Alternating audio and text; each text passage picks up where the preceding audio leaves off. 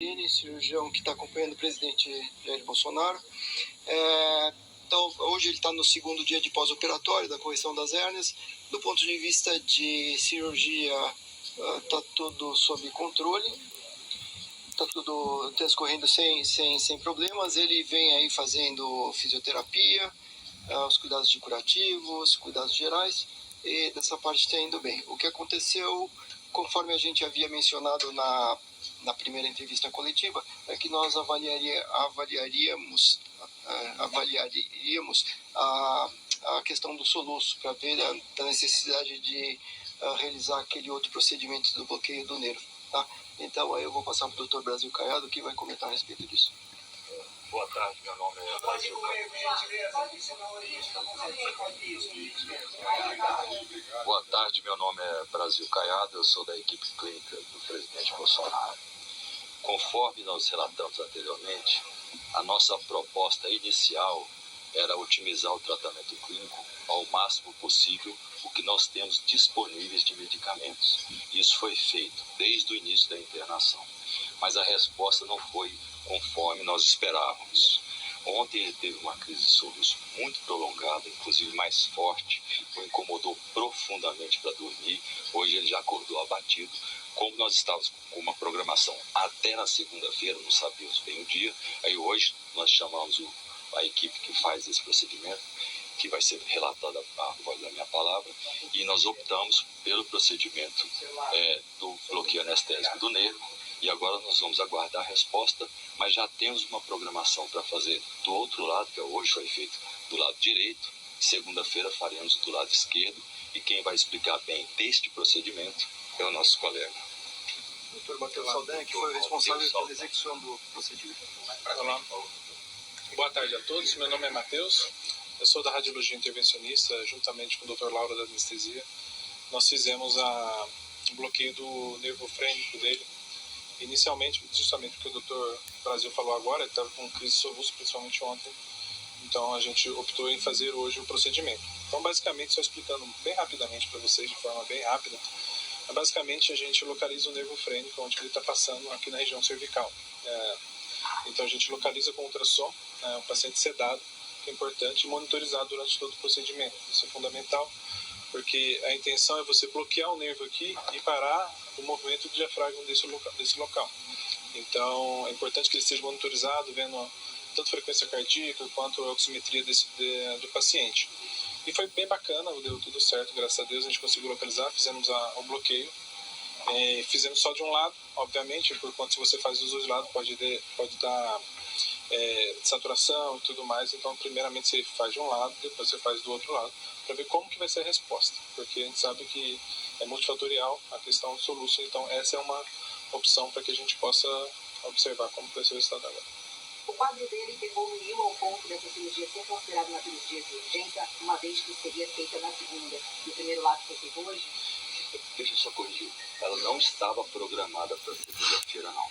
Como nós dissemos anteriormente, nós avaliaríamos até na segunda-feira. Então está dentro da programação nossa, a depender do sintoma. Também só um esclarecimento adicional para que não haja confusão: isso não é uma cirurgia.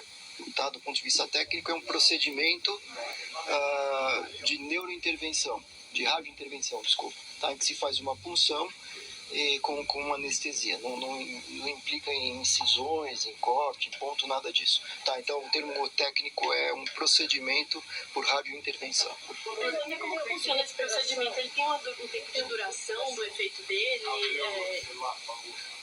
Ele, como a gente faz, a gente usa um anestésico de longa duração. Então a gente usa tanto o anestésico de longa duração quanto um corticoide junto, para que tenha um efeito mais prolongado. O anestésico ele tem efeito de 12 a 18 horas, o efeito anestésico, mas o efeito do corticoide é mais a longo prazo.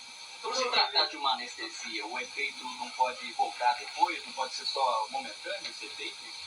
Isso pode acontecer de voltar, mas por isso que a gente associa junto um corticoide, que você pode ter um efeito mais duradouro.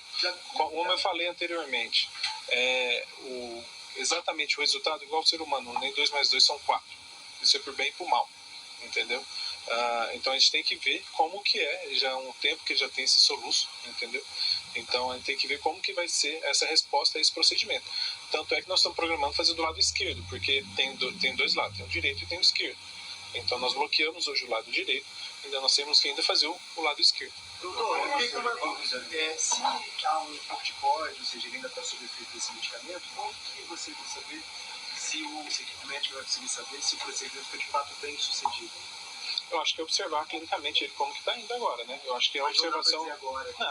Não. Eu acho que é observação diária e vendo todos os dias como que ele está acompanhando de manhã, de tarde e de noite. Isso é muito variável. Previsão de tempo que ele vai ficar de recuperação. Isso é, como eu falei agora o ser humano nem sempre 2 mais 2 são 4, entendeu? Então você tem que observar ele dia após dia e ver como que vai ver a evolução dele. Em termos de tempo de internação, a gente mantém a expectativa de um tempo de 5 a 7 dias, tá? De internação total. Está mantido isso daí.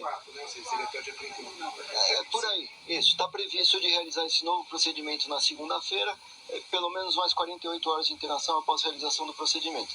Se tiver tudo em ordem, aí provavelmente ele deve receber alta hospitalar. Então, teoricamente, esse novo procedimento não atrasa o período de alta dele? Não. Já é mais ou menos o que a gente tinha previsto. Independente de qualquer coisa, a previsão é de a gente ficasse pelo menos 7 dias internado para a execução dos procedimentos, recuperação da cirurgia, enfim, e reavaliação das condições gerais. Pode ter? Efeito colateral dessa... Sim, por isso que a gente está mantendo ele internado, né? Quer comentar? Sim. Um dos efeitos colaterais que pode ter durante esse procedimento, às vezes inadvertidamente você, ao invés de você bloquear o nervo frênico, você tem um plexo braquial ali e fica com problema de movimentação das mãos. Por isso que é feito totalmente sobre monitorização e tudo mais. Outro efeito colateral que pode acontecer é de saturar, ficar com falta de ar, que é a dispneia. Enquanto o diafragma ele ajuda a respirar. Querendo ou não, se você bloqueia o diafragma, a pressão abdominal pode subir e comprimir a cavidade torácica. Então, esses são os efeitos colaterais do procedimento, que podem acontecer. Isso pós-operatório dele, ele tem uma restrição.